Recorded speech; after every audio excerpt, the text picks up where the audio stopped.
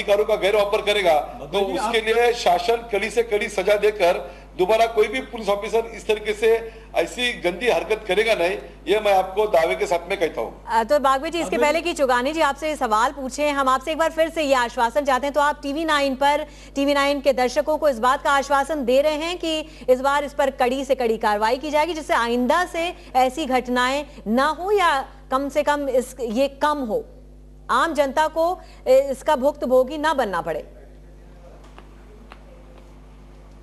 बिल्कुल सही है, आम जनता की रक्षा करना ये हमारे सरकार का हमारा फर्ज है। उसी तरीके से उनके सभी हक की यहाँ पे हम सुरक्षित रखने के लिए कोशिश करेंगे और आपका जो ख्याल है, वो आपकी जो भावना है, वो भावना का आदर करते हुए और जो घटना घड़ी है उसका गंभीर देखते हुए हम 24 घंटे के अंदर वो ऑफिसर के ऊपर कार्रवाई करेंगे। तो ये जबान है गृह राज्य मंत्री की बागवे जी। बिल्कुल सही है। हमारे साथ एक और कॉलर जुड़ रहे हैं, अभिजीत, वो भी अपनी कुछ राय देना चाहते हैं इस क्लिपिंग को देखें। अभिजीत बताइए। हमारे साथ एक और कॉलर जुड़ रहे हैं, अभिजीत, वो भी अपनी कुछ राय देना चाहते हैं इस क्लिपिंग को देखें। अभिजीत बताइए।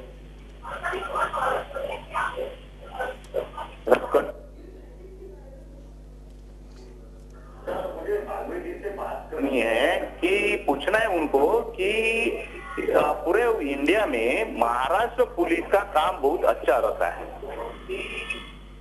लेकिन अभी ये सब लोग उनके खिलाफ जो बात कर रहे हैं, उनको पजल कर रहे हैं, ये सब खुद को मतलब कोई होशियार समझ रहे हैं। पुलिस हमेशा गलत नहीं रहती है। अगर ये आरोपी है तो किस तरह उससे पूछताछ करनी चाहिए, कि प्यार करना चाहिए उससे। चुगानी जी, आप इस बागवे जी, ऐसी घटना टीवी पे वापस फिर से नहीं दिखाई जाए, कोई टेप नहीं ले आए, उसके लिए आप क्या कार्रवाई करना चाहते हैं? अभी ऐसी टेप कोई टीवी चैनल को नहीं पहुंचे, आप उसके लिए क्या कार्रवाई करना चाहते हैं? अभी इस पर पूछेंगे सवाल फिलहाल रमेश बागवे जी, लेकिन हम चलेंगे अपनी सहयोगी स्वाति के पास। स्वाति, आपके साथ वहां पर लोग मौजूद हैं, उन्होंने सुना रमेश बागवे जी को भी उनकी बात सुनी, क्या कहना है उन लोगों का? बिल्कुल शहनाज, अभी आश्वासन दिया है रमेश बागवे जी ने कि कार्रवाई की जाएगी। आपको कितना यकीन है इस पर? आपको लगता है कि अब कोई कार्रवाई की जाएगी? मुझे लग रहा है जैसे पाटिल साहब ने जो उन्होंने अपना बयान दिया, जैसे लग रहा है कोई दबाव दे रहे, वो गुमराह बना रहे, कोई एक्शन लेने की बात नहीं हो रही है। जैसे उनकी जो सिचुएशन जो उनकी बातों से लग रहा है कि ऐसे लग रहा है कि कुछ नहीं करना चाहिए, हम लोग करेंगे। इसका मतलब क्या दिल को तसल्ली दे रहे, देश को तसल्ली देना चाहते हैं पाटिल साहब? क्या आपको लगता है कि बागवे जी सिर्फ तसल्ली दे रहे हैं और अब इस पर कोई कार्रवाई नहीं होगी? सिर्फ बात तसल्ली की नहीं है, बात ये नहीं है, बात ये है कि एक ही हुआ है, एक गलत चीज़ हो रही है, उसके ऊपर मीडिया इतना बात उसको आगे ले रही है, तो अभी सिर्फ आज की बात नहीं है, इसको आने वाले कल के लिए भी, आज अगर यंग जनरेशन है उसको इसको भी समझना पड़ेगा कि आगे ये नहीं हो, बिल्कुल नहीं हो। और एक बार होने के बाद बार बार फिर से ये क्यों, हर बार यही चीज़ क्यों आता है? मीडिया लाती ही क्यों है सामने जब इतना ज़रूरत नहीं है? जैसे अभी कोई बोल रहे थे कि आपको लगता है कि दिखाने की ज़रूरत नहीं थी? मीडिया लाती है तभी तो दिखा से, मतलब कि क्यों ये बात आती है कि एक मिनिस्टर तक टीवी से ही आती है बात। मतलब आप ये कहना चाहते हैं कि क्यों रमेश बागवे जी को हमारे थ्रू ये पता चला, क्यों उनके खुद के अधिकारियों ने नहीं बताया? सही बात है, एक मिनिस्टर को आपको तब पता चलती है जब मीडिया दिखाती है, जब एनजीओ सामने बैठती हैं, लोग आते हैं। ये ऐसा क्यों होता है? क्यों एक मिनिस्टर इतने अच्छे पोस्ट पे बैठते हैं, उनको ये क्यों पता नहीं चलता जब उनका कोई एसपी बैठा है? These people are very highly qualified people. उनको ये समझना चाहिए कि आम आदमी होता है, उसको जुडिशियरी, उसको लॉ कुछ समझ में नहीं आता, उसको जब पिटाई पड़ती है वो कुछ भी बोल सकता है। इसको ये जो मिनिस्टर बैठे हैं इनको इतना समझना चाहिए कि ये चीज़ बिल्कुल गलत हो रहा है। ये सिर्फ एक आज की बात नहीं है, ये अगर यंग जनरेशन चाहे आगे तक बिल्कुल रोकेगी और हम रोक के ही रहेंगे इसको। मुक्ता, इनका कहना है कि जो आम आदमी है उसे जुडिशरी समझ में नहीं आती और इसीलिए जो लॉ मेकर्स हैं, जो मिनिस्टर्स हैं, जो पुलिस है, वो है आम जनता के लिए। लेकिन क्यों एक मिनिस्टर को, क्यों रमेश बागवे जी को याद दिलाना पड़ा, दिखाना पड़ा? ये घटना अगर पुरानी है तो क्यों हमें उजागर करना पड़ा इस पूरी चीज को? और उसके बाद रमेश बागवे जी अब आश्वासन दे रहे हैं। बिल्कुल सही कहा आपने। राज्य के गृह राज्य मंत्री को मीडिया के थ्रू, लोगों के थ्रू ये पता चलता है कि इस तरह की कोई चीज हो रही है, उनको अपने महकमे की खबर नहीं है कि क्या हो रहा है। हमारे साथ साथ मौजूद है शकील अहमद, जो कि निर्भय बनो आंदोलन के कार्यकर्ता हैं। शकील जी, आपने ये पूरी चीज देखी, पूरी चर्चा में शामिल हुए, कैसे बनेगा आदमी निर्भय अगर इस तरह की चीजें हो रही हैं? देखिए, आसान है निर्भय बनना?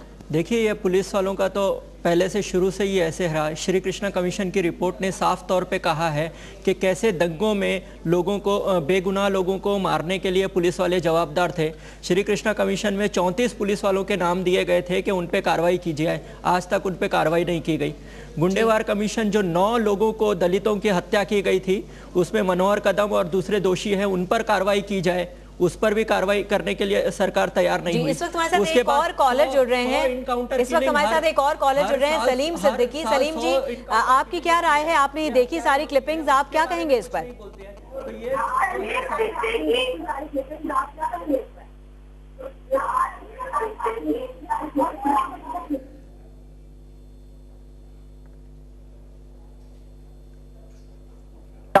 आपने अभी जो बोला है, मैं कार्रवाई करूंगा, तो उनको कार्रवाई करना ही चाहिए और उनपे एक्शन लेना ही चाहिए, क्योंकि ये पुलिस लोगों का गुंडा राज है और ये सब। इसलिए मैं कहना चाहता हूँ भागवत साहब से कि एक्शन देवे और एक्शन इनको लेना ही चाहिए।